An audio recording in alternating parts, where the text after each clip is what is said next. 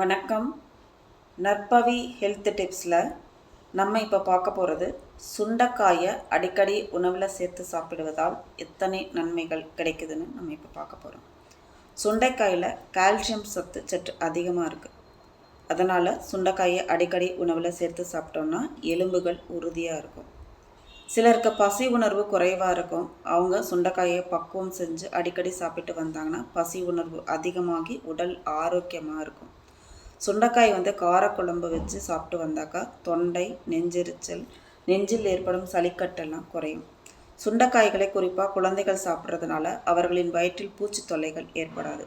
சுண்டைக்காய் பக்குவம் சேர்ந்து சாப்பிட்டு வந்தோம்னா வயிற்று பூச்சிகள் அழித்து குடல் வயிறு சுத்தமாகும்.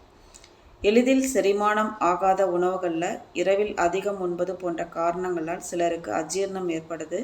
அப்படிப்பட்ட அஜீரணம் ஏற்படும் போது சுண்டைக்காய் வற்றல் தூள் 2 சிட்டிகை அளவு 1 டம்ளர் மோரில் கலந்து பகலில் மட்டும் குடிச்சிட்டு வந்தோன்னா அஜீரண பிரச்சனை விரைவிலேயே அவங்கள விட்டு போயிடும். பச்சையான இளம் சுண்டைக்காய்களை மிதமான காரம் பயன்படுத்தி குழம்பு செய்து சாதத்துடன் சேர்த்து சாப்பிட்டு வந்தோம்னா மூல பிரச்சனை விரைவில் நீங்கும். மேலும் சுண்டைக்காய் குழம்பு அடிக்கடி சாப்பிட்டு வந்தால் இரத்தத்தில் இருக்கும் நச்சுக்கள் நீங்கி ரத்தம் சுத்தம் பெறும். சுண்டைக்காயில் சட்னி கூட செஞ்சு சாப்பிட்லாம். இன்னொரு பதிவில் சட்னி எப்படி செய்கிறதுன்னு சொல்லி கொடுக்குறேன். மீண்டும் ஒரு ஆரோக்கியமான பதிவில் உங்களை சந்திக்கிறேன். நன்றி. வாழ்க வளமுடன்.